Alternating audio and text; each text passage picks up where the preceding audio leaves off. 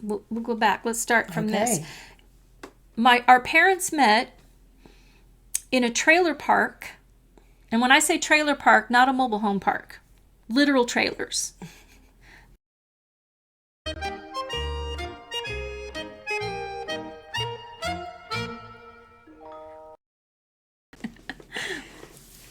Good evening, or morning or afternoon. I guess whenever you're watching this. That's right. When it is for you. Yeah. I lose track of time. Oh, speaking of time, this is our first podcast for 2026. Yep. Ringing in the new year. Welcome to the first podcast of 2026. Welcome. Yep. Indeed. And this is all about, we call our podcast Grandma's Not Right because we're grandmas. Yep. And because we have a little different way of existing, we're a little kooky, if you will. We're a little weird, and we like that. And we refuse to grow up. Yep. That's just who we are. And sometimes we laugh at poop jokes, and we use bad words, and we do. We drink while we podcast. First podcast. All right. So, I hope you all had a great New Year. Yes. How was your New Year? What'd you do? My New Year consisted of painting 2 bathrooms. Okay. That's how old I've gotten that.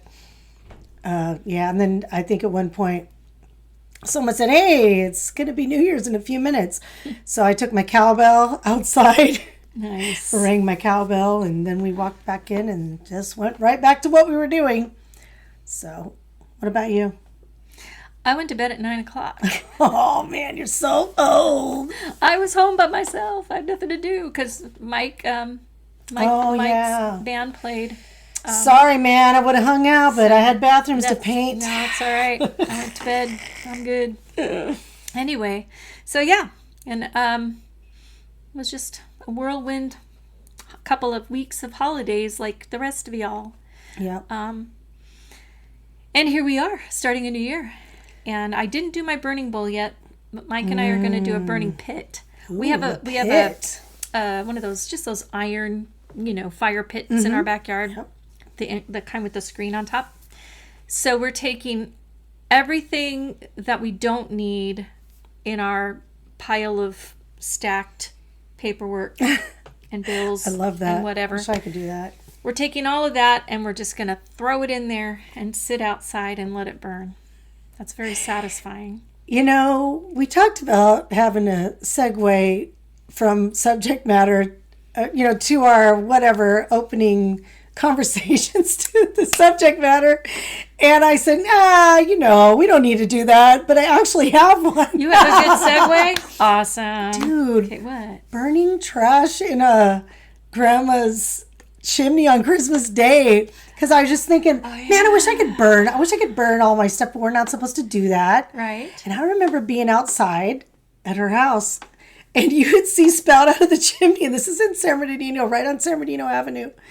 I'll flash a picture of the house right here. Yeah, and so you'd see like a little square. It was like right out of Harry Potter with the Goblet of Fire, a little square piece of paper with fire around the edges floating around in the sky. And we all stand out there in the yard going, "Oh, look at that." Oh my God. That's why it's frowned upon now. Yes, that's why you have to have some kind of a screen. I'm pretty sure we do at our house. It's an old house, but I'm pretty sure we do. But I ain't taking no chances burning paper to where I get it. I know it's not good for you. But yeah, we used to burn all the wrapping paper Christmas night after Christmas, and then parents would be there partying it up, and then it was customary to burn all the Christmas wrappings. Yep. But then maybe it was just paper and not as chemically as it is now. I don't know. Yeah.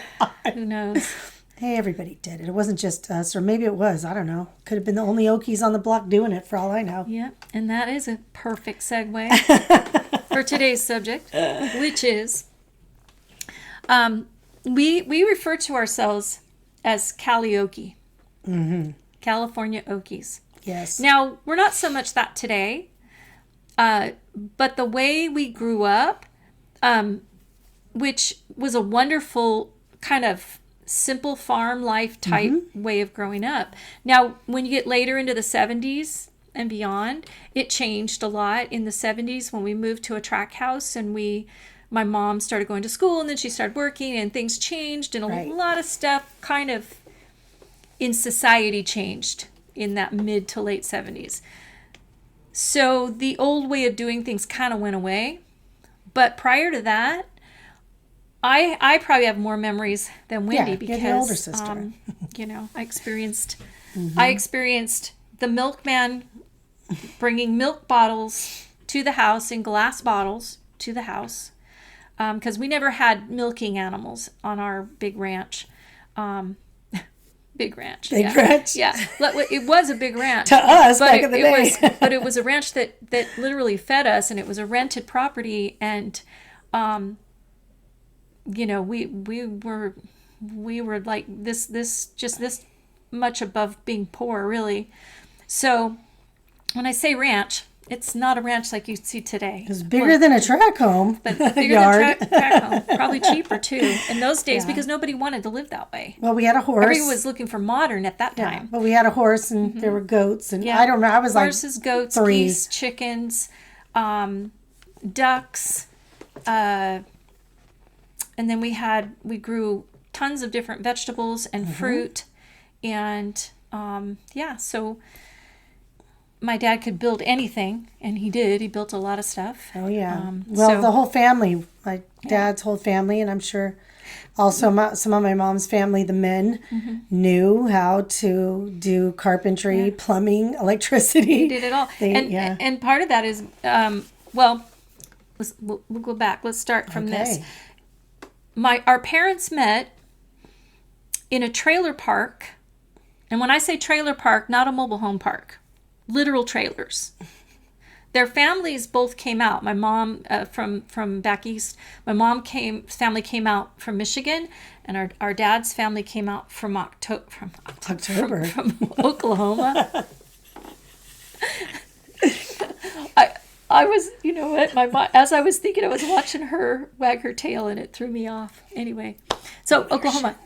So the Okie part of our upbringing really came about because we grew up with farm people, and my dad's whole family, it was like, you can take the Okie out of Oklahoma, but you can't take the Okie out of the Okie, or Oklahoma out of the Okie, however that works. Well, but the Michigan side too they were very poor, and they were maybe not farm folk to the point of ours, but they did a lot of they made their own clothes and grew their own gardens. Yeah. And, I mean, they did their own. I don't know. They probably had chickens their own and vegetables and stuff. I think they had chickens, and they might have had a cow or goats or something. I don't know, but I know that their neighbors did, and they all really should look into that. We probably should know that. Kidding. I've just seen pictures of our family with those animals, but I don't know if they were my mom's or they were neighbors, because this is when they lived in a small 2-bedroom house. We'll get to that. That both families came out and then met each other in this trailer park in Redlands, and it was a trailer park. I think of it as one like step when you up say from a campground. That's what I was going to say, but I also think of it as like a work camp, because I heard them talk about Grandpa going around to the work camps to try and find work, and then parking the little trailer. Because I think when they originally came out, I believe that Dad's family, I believe they were up in like Bakersfield. My Uncle Jimmy, my dad's oldest brother, had signed up to go to World War II in the Air Force. So when he came back from war, he was stationed, or maybe before he even left, I don't know. No, it had been before, because he was stationed at Norton in San Bernardino. And that's why, Dad says that's why the family came out. Jimmy said, hey, come out here. There's a lot of opportunity. There's a lot of jobs in the farming industry out here. So and Grandpa was a brick mason too. Yeah. So they started off up where the government work camps were, and they did a lot of things. They picked fruit. They worked in the fields. They picked fruit off the trees. They did tons of stuff. And then Grandpa was a stonemason. Stonemason. He was building foundations for houses and fireplaces and all of those kinds of things. So they were hard-working people. Yes. And Grandma, she had a corncob pipe. She even brought... I had heard a rumor. I don't know if this is true, so I'll have to verify this with our dad. But okay. I had heard a rumor that she at one time had a still, but I don't know if she brought the still See, this out. is what I remember at their house on San Bernardino Avenue. That there was, I remember as a kid, there was that bathroom by the garage door that nobody used. It was like so dilapidated. Had a clawfoot tub in there and everything, and it was the bathroom nobody used and it had a bunch of shit in it. And I remember there was something in there that when I saw later as an older kid, probably a cartoon or a movie, who knows, and I thought that looked exactly like a still. Okay. And I want to say somebody told me, yeah, that's parts of a still when I asked. I don't know, that could, you know what though, you make up stuff, You think you see things, but in my mind, because they had so much shit in on that porch, they had an old-fashioned, and this is it's probably 1978, 79 when I remember this. Mm-hmm. They had the old washing machine. They had the wringer. The wringer, it's like there was the electric part of it, but then you'd wring the clothes out and then hang dry them. So there were a lot of stuff like that around and out on the porch. Old stuff. And of course, the cloud of cigarette smoke, which we've always already talked about. I remember as a kid and when you guys weren't there, because I was by myself going to visit and sitting there watching, and I just watched. I was so bored. There was no electronics. I didn't even have a Walkman then. Nope. I didn't read books much then.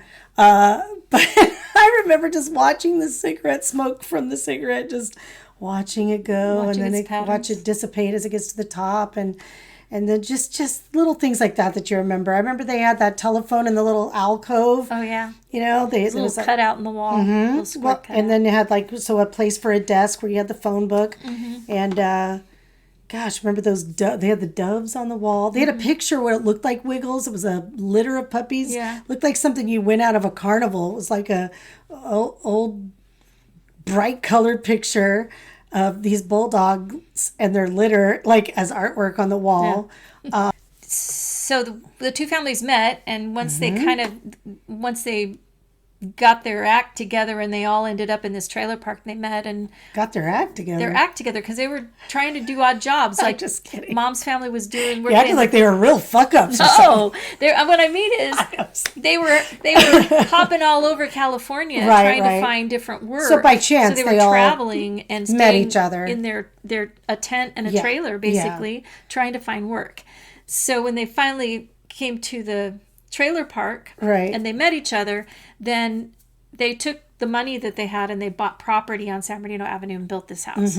So that's the beginnings, and that's where our parents started dating, because as they grew up next door to each other, the two moms got together and decided he's going to marry one of those daughters.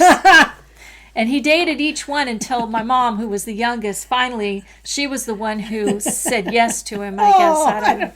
I don't know the whole story. Don't know. Don't quote us on that. Anyway. We're just fucking around. Don't get all butthurt because we said some stupid shit. That's right. It's a joke, people. Yep. Get over it.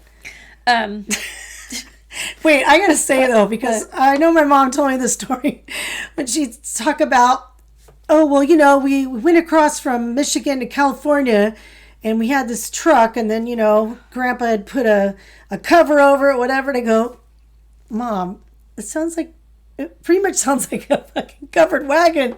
Like, when you think about it, you're in a truck with, like, a tarp and everything. It's like the Beverly Hillbillies, but there was no Beverly address involved. Right. Beverly Hills address involved. Just hillbillies. We cut out the Beverly part. That's right. But, yeah, it was like, so side note, when that show came out and I saw that, I'm like, damn, man. Yeah. That if you want to know our family, you go watch the Beverly Hillbillies. You go watch Mayberry, Andy Griffith's show, Hee Haw. Yeah. And for a more serious take, watch The Grapes of Wrath. Now, they weren't part of that per se. They didn't leave in that way as losing their farm because of the Dust Bowl thing, but there were better opportunities in California, so both families were headed out just for better opportunities. Right. Anyway, The funny part of it, though, is growing up, it was normal to us. Everything that, nothing was unusual. Nothing seemed weird to us. But when we started getting into junior high and high school. Yeah, when you start going to other people's houses and you're like. Yeah. They got like push button phones and ice makers in there. Ice is coming out of the refrigerator. I don't think any of mine had ice makers, but. No, but they did have cool things. Well, even like that I didn't have. Well, even like cars, my dad had a 55 Ford pickup truck, badass. We all loved driving that. We all learned to drive on that truck. As I remember the van, we had it was a Chevy van.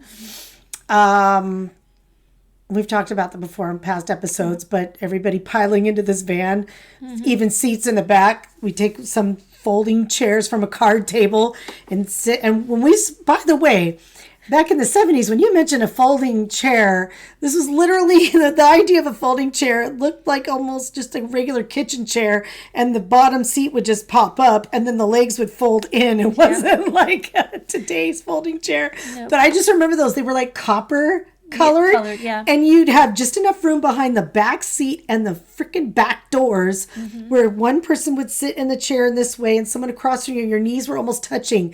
You're literally no seatbelt, sitting in this amount of space, going wherever we're going, to a sporting event, whatever. And I'm thinking, my mom took other people's kids like that, like carpool. So you had like 3 in the bench seat, 3 in the bench seat, 2 here, 1 on the motor and the inside little round thing that would pop up that the engine was in. And then you got the passenger and the driver's side.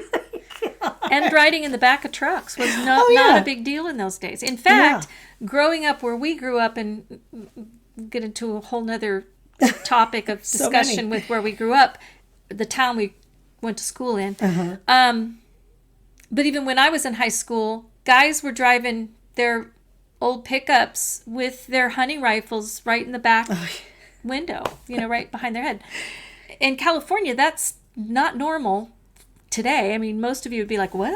Yeah, they had gun racks. Did you live in Arkansas or something? They had a gun rack in the window, yeah. So when we were growing up, it was just, we'd go and visit my dad's mom, so Grandma Belle. We'd go and visit, and we'd have our Sunday dinner. Yep. To get ready for that dinner, and they were always fresh. Everything was fresh. And homemade farm food. We say fresh. Everything was fresh. Yeah. Even the veggies they grew. I think later, that was probably when you were a lot younger, but by the time I was a teenager, But when I was in say 1970, I was 10, 71, I was 10, 11 years old, and we'd go, and she'd go out and we'd catch a chicken and bring it to her, and she'd take it by the head and she'd wring it around until it broke its neck. Hence the term, I'm going to wring your neck. And then she'd slop it on the thing and chop the head off, and then we'd chase the body because it'd be like flopping around, and we'd bring it back. So glad I missed that. So glad I missed that shit. And then the house that we grew up in, or the farmy house that we grew up in, we all did that too one year. 49 I was chickens 3 at one time, when we moved from that house, so I don't remember any of that. But yeah, same thing. Thankfully. My dad and my mom and my grandma and my grandpa, and they'd be... Didn't you guys eat one of your pet goats for dinner one night too? Yes. Billy, my little buddy. You had a fucking goat named Billy. I named him that. Oh my God. We had a white one and a black and white one, and the black and white one died in the snow. Oh, froze to death. Thanks for sharing that. And then Billy, one day I came home and Billy was no longer there.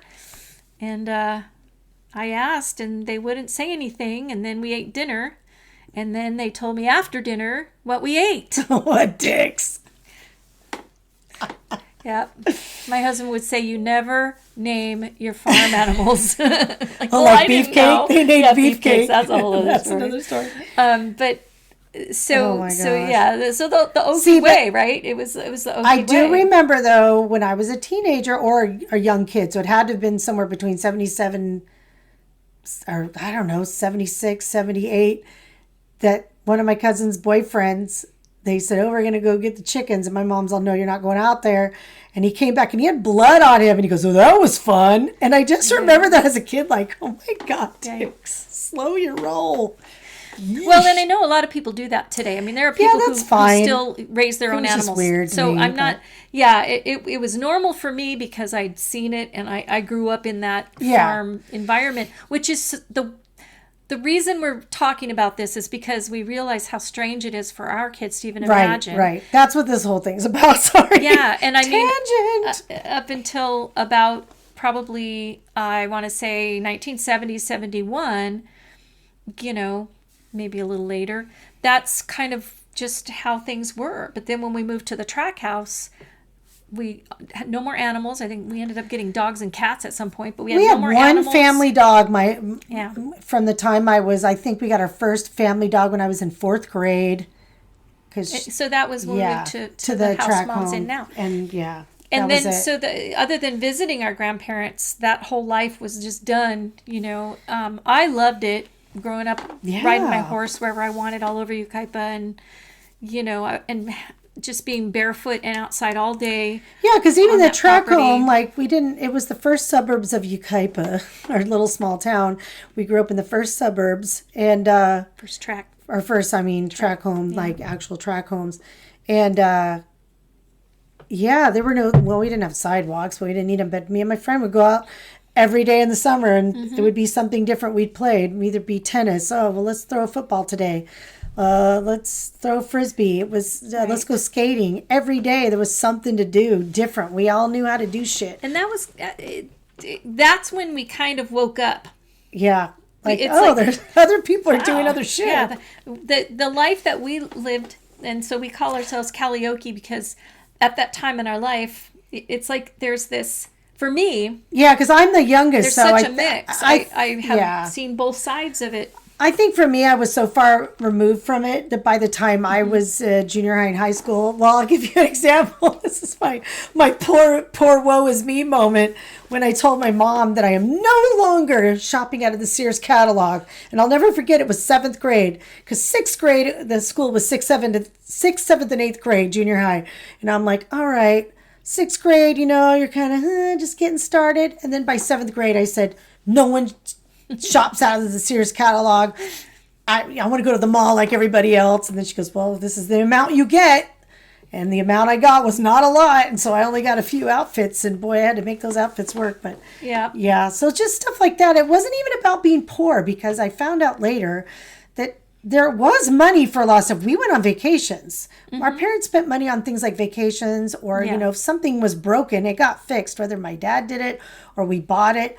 But they just didn't see the need. If it's not broke, why fix it? Right, we had a rotary phone on the wall until at least I was in high school, because this is 1984, people. People already had cordless phones in 1984 and push button phones. And we had one rotary phone on the wall until my parents split. And then my mom says, you and your brother are going to get your own phone line. And then that was it. But so she doesn't remember a lot of the stuff. No, I don't. And I remember things like, and I'll put some pictures up as we go along, I'm sure, because I want to show some of the pictures of, but I remember, for example, sitting in the kitchen at Grandma's house, and we're talking about the Oklahoma grandma, and my dad went to get a beer out of the fridge in the kitchen, and the dining room was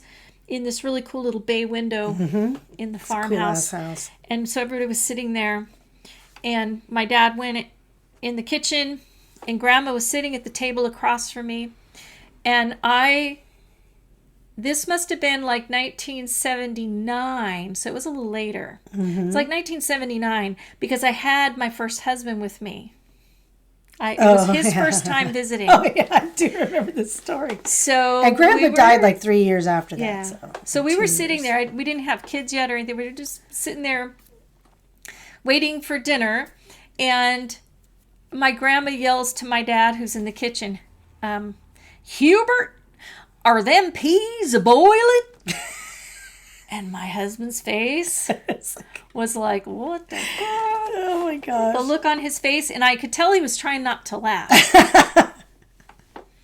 And then the whole day, one dog was trying to hump the other dog. And they had the little tighty-whities on him, on her. And just, it was... And then Grandma had her little dog food can on the table that she was spitting in. Yeah. She was coughing by then. After the years of non-filtered Pall Malls had kind of probably caught up to her by then. Yeah. But even up to the day she died, or not the day she died, but the day that before she went in to the hospital, she still was drinking hard liquor. She snuck some, and she found smoking, the hiding spot. And, So hardcore, man. But the accent, heavy. That's why Mayberry, it's not maybe Oklahoma, but it's so similar. Just the way they talk. It's and the way similar. The food, everything they do. When I watch Andy Griffith's show, that always reminds me of them. Oh, totally.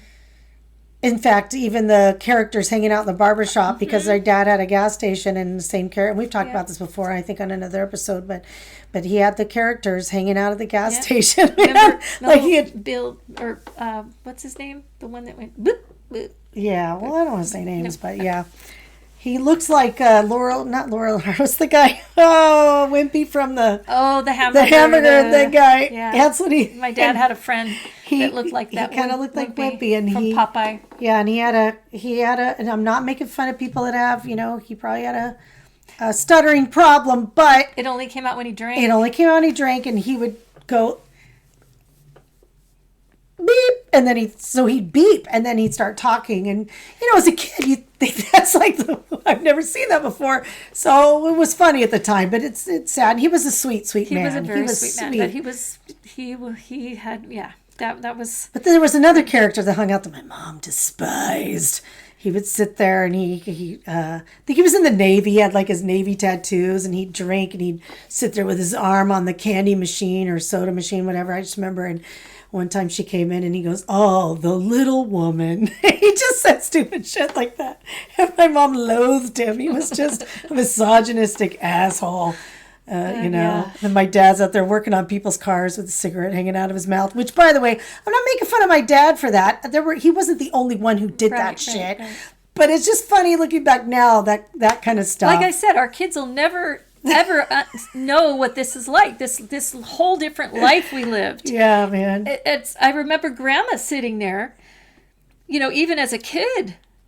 I'd be watching because she'd be sitting there and the ash on her cigarette was like this. Those old Pall Malls. She's talking while her cigarette's hanging out of her mouth like this. And you're wondering. And she'd cook. And it'd be like this long over the stove while she's cooking. And you're wondering how much of that is falling in my food. Oh, man. Yeah, so that's good crazy times. But, and there was more. That's the thing. Like, Grandpa being a stonemason, I'll correct myself, that, there's who knows what houses in any one parts of the IE Fontana that he's done that we'll never know. Nobody took pictures back in the day. Right. Oh, he did this. Let's take a picture of it. We only know the house in San Bernardino that's still standing, and him and my family built that house, and it's still there. But I gotta say though, aside from just the cool ass shit of how that house came about, that they built the house. They built the garage first. So they built like the equivalent of a a 2-level apartment, little square apartment house that had bedrooms on top, and then the kitchen and everything below. And they lived in that little thing while they were building the house. And then they built this breezeway in between the house and the garage. And then when some of the kids moved out and got married, and then, whatever. When it had a pull-down staircase. Oh, the pull-down staircase. Which is so cool to get in the up to breezeway. So in between the houses and that porch, basically, you could pull down the stairs. Like you see in the movies where they pull down attic, but these were not like those kind of attic. These were literally a complete set of wooden fucking stairs, and you pulled on a rope, and these big wooden stairs came down like a box. Yeah, it's badass. And my grandpa designed all that. Yeah, so that's the thing. It's very cool. The fireplace was cool as shit. I have, by the way. Yes. I have the original blueprints for the house. Oh, I have those. Let's hit the lotto. Maybe we'll start a GoFundMe and we'll build this house from scratch. Hey, that's a good project. Rebuilding Grandpa's house. Maybe we'll. Okay. I know just the property up the street, the one with my favorite driveway. Oh yeah. God, I would love to have that house. Anyway, so yeah, another thing about hillbilly ingenuity that we joke about being hillbillies and being poor or whatever, but my God, when you talk about Dad could make anything. Yeah. My mom recently, I don't know, I say recently, it could have been 5 years ago, but to me, it could have been last year, I don't know. But she had the wash machine, and finally something happened with we still have one of those utility sinks in there that the washer drained out, all that. And my dad had built a leach line from there. She told me this, that he took a fucking garden hose and with it on the high pressure back in the day and just put it under the big giant. We had a big giant porch. Our patio was huge. I've been around to other people's houses. Yeah, it was an enclosed or giant covered patio that my mom has at her house. So he took a fucking garden hose and did this thing, under the just kept porch, pushing the dirt out until he got it and then he made this line so the water would seep through out into this back ditch where there's a back ditch that runs through it. And when the plumber, whoever came to come and fix this shit, he's like, who made this leach line? She goes, oh, my first husband did. He goes, well, that thing's, and she told him, it's been like 45, 50 years. Yeah. He said that whoever did that, he did a great job. And I was like, oh man, just was so proud of my dad, right. Hearing that. And, everything, whether it was electrical, plumbing, anything. He never called anybody. I never remember any repair people coming to our house. The only thing I do remember is when the fucking people had to rotor out because we had a septic tank. And something would happen and shit would rise to the backyard. And then he'd blame us, especially us girls with our products. We got blamed for that. But, well, you know what? But having Roto-Rooter was the only company because he couldn't do this septic tank by himself. He would if he could. Yeah, I'm wondering, if I don't think it was a cesspool. I don't know, but I remember the neighbor, guy came over. But I do remember when are we going to be done with this? Is this really ruining our dinner? That guy was such an asshole. I remember that. I know his name, but I won't say it. No. So yeah, living the hillbilly life, and what's funny is in those days, in our town anyway, most people, I would say most people that had money lived in those nice tract homes, like over by the country club, the golf club. Mesa, right on the golf course. Or up in the upper areas of Yucaipa. But there weren't a lot of tract homes per se. Very few of them had animals. Unless their business was animals, unless they raised thoroughbred horses. Or, a lot of people had horses, though. People riding horses in the street was a norm. What I'm saying is having what we had, that was really more hardworking, blue-collar people like our family. Right. It wasn't my friends that were at the top of the food chain. See, but later, again, we're pretty far apart. So later, the ones that I knew, a lot of, well, no, that's not, you're right. That's not true. A lot of them had, but a lot of them that had money had horses. Yeah. But I'm saying as far as raising their own food. Oh, and eating their own animals. I see what you're saying. Yeah. Now, it's like, the only way to have that kind of property or that kind of life is if you've got the money to back you. So it's interesting. It is. So, my kids, they didn't grow up with all of that. I mean, we knew how to ride horses, and it's not that we're so unique and that plenty of people do that or grew up with that, but like you said, it's the kids never know. Like right now, if someone had a horse out there in a saddle, I could get on that horse and ride. I know how to ride it. Doesn't mean I do well, and I doesn't mean I can get on. I know. I would need help. Give me a boost to the stirrup. Yeah. But to this day, like even in gymnastics, I'm a left footer, and I learned to mount a horse, put it, right leg over the top. Yeah. And so I always had done that. And it's funny how, I would tell the little kids when I'm teaching them over the years, like in the 80s, you say, ride it like a horsey, they get it. But now I actually have had kids tell me I've never been on a horse. I don't know. They've never even played horsey. And it's like, whoa, what a concept. Because we grew up with that. And like you said, that was more of like, oh, well, you were kind of a hillbilly because you had horses. You were farm folk, and now it's like, it's a rich person's thing, a novelty to supposedly have a horse. And it's just crazy. Yeah, it is. It's wild. It's really wild. One of the things that that came to mind when you were talking about that too was the I just lost my train of thought. Oh no. I did it again. I lost my Oh thought. no. What are we gonna do? What are we gonna do? What was it about? We were still living in the farmhouse. We had our milk delivered. Oh yeah. In glass bottles. Right. I remember those glass bottles because the boys were doing a science experiment at with the track home with the egg thing and the light, the candle or whatever. Yeah. And we had, I never forget, those milk bottles stayed under the sink. Yeah, we had them forever. Well into my teens in the 80s. Yeah. So like, I don't remember per se the milkman, you know, I was 3 when that happened, but and then we had the Helms bread man. The Helms bread man would come and deliver our bread. Now, not very often, and that was for a short period of time, because when our grandma and grandpa and our great grandpa lived on the property in a trailer, they lived in a little side part of our property. Grandma would make bread all the time, so we had fresh baked bread. We had everything. I made bread with her once. Made a lot of cookies. I made with her quite a few times, but yeah, so that was. I'm so glad I grew up that way, though. I am too, and you know what?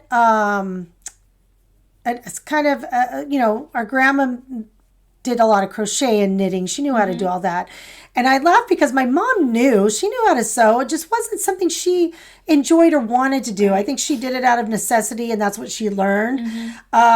What's funny about our mom, and I love the most, is that while her other siblings did things like, you know, crochet and knitting, carried on that tradition, she got into computers and knew her way around computers. And in the 90s, she started making life videos for our birthdays. And then she started making her own cards.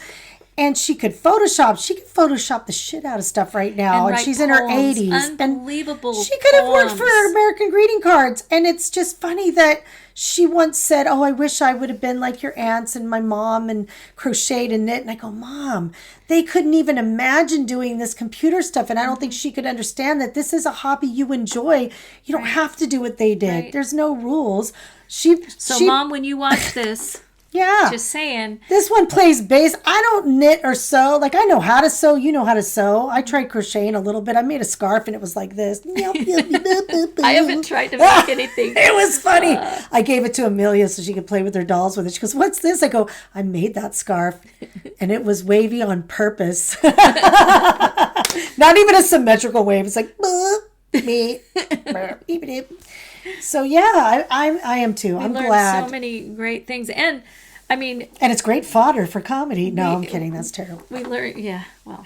Hashtag sorry, not sorry. We're trying to be really careful because we don't want to hurt any feelings. There's so many funny things we could say, but I mean, just the accent alone. You know? Sorry, man. The first time, it's like when my first marriage, it was the guy.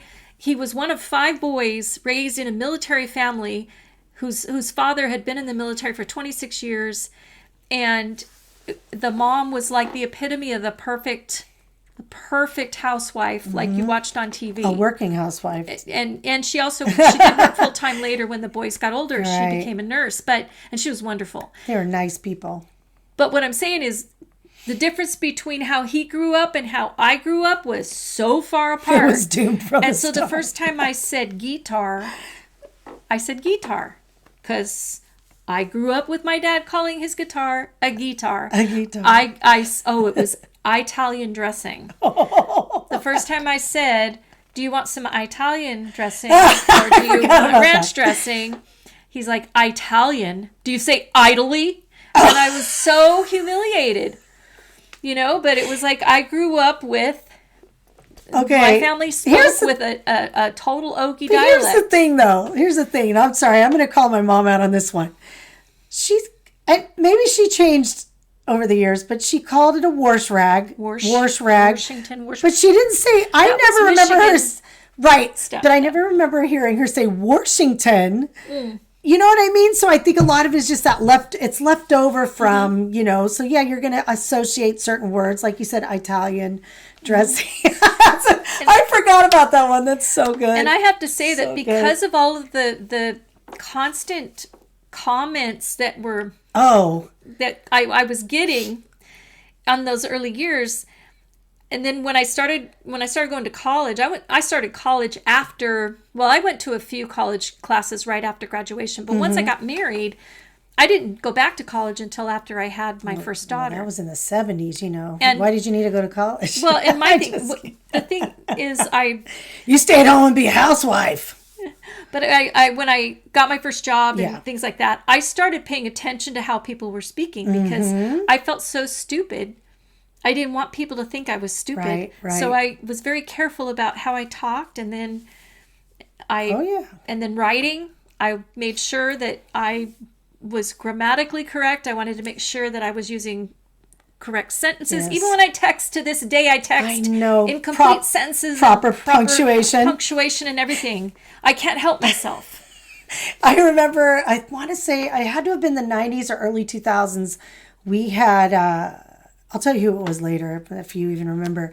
But I had a student, and I was talking about something, and I said, measure. You measure it. And she goes, measure. And I don't even know if it's something I slipped on, because I'm looking back now, I'm all, why would I have said that? Maybe I always said it, no one ever corrected me, or maybe it just was like you said, that hillbilly slip, But I said, let's measure this. And then I had to think, my God, is it measure? And now, of course, I make sure I say measure. We measure this. So I do the same thing. There's things over the years that I've been like, oh, shit, man. I got to watch what I say. Yeah. It's funny how our upbringing just, and the shock that school and friends and your, the peer pressure and everything that just changes you. Oh, yeah. And my kids, they grew up a lot different. I'm sure they'll have stories. I'm sure they'll have stories similar to this in years to come and go, God, remember when we had this or did this or said this, But we've already talked about that. Well, there is a vast difference between my families. Oh, yeah.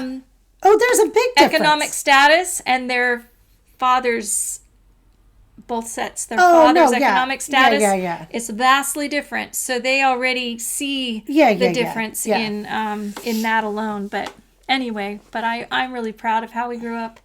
And I would not change a thing. And I am so grateful for all those experiences. That's how you learn. That's how you become who you are. Change my own tires. Put in and take out my own batteries. Our dad taught us all kinds of things about fixing our own cars. Not that we could now. I wouldn't want to. Could I find a battery now in my modern car? I don't want to do it. Yeah, I know how to change my oil. Don't make me. Or I don't want to check my oil anymore. But no, of course, I can't reach it. However, just recently, my fucking vacuum brush thing wouldn't roll, and it used to be you could just change the belt. Yeah. And this one has a belt. It's funny because it's called a lifetime warranty, and that belt has lasted for 10 years. Vacuum cleaner repair woman. Oh, yeah. Here, trust me, for years. But it's just funny because that's just been the one thing that I understood for some reason. You did. But recently, the little switch to go from carpet to tools, there was this little hook, and you had to get it in this little tiny hole and get the brush roller just right. I'm not fucking taking this in. I'm not taking it in. And I hooked it on there and I got it, but I noticed that it's really hard to turn the switch. This thing is, I want to say this vacuum might be 15 years old, and it's still going. So I would like to get a new one eventually anyway. But like you said, there'd be times people go, oh, this vacuum's broken. And I go, let me take a look at that vacuum. And 9 times out of 10, it was just stupid stuff like something was clogged. Yeah. By the way, took it to the local, I took a vacuum to the local repair shop once. Came back, it still wouldn't work. And I was pissed. I'm like, what's going on? I took like a wire coat hanger, which is another hillbilly ingenuity that getting your keys out of the car or unlocking a car. Yeah. So anyway, I found a wire hanger and I did it. I think that's what I used. And I rammed it up the vacuum hole. Right. And then out came a bunch of pine needles, which I knew I had vacuumed up a bunch of Christmas tree needles. But the point was I took that vacuum in and they didn't know. Right. It was a vacuum shop. So that's when I learned, how do I know more about a vacuum shop? You find out that you know a lot.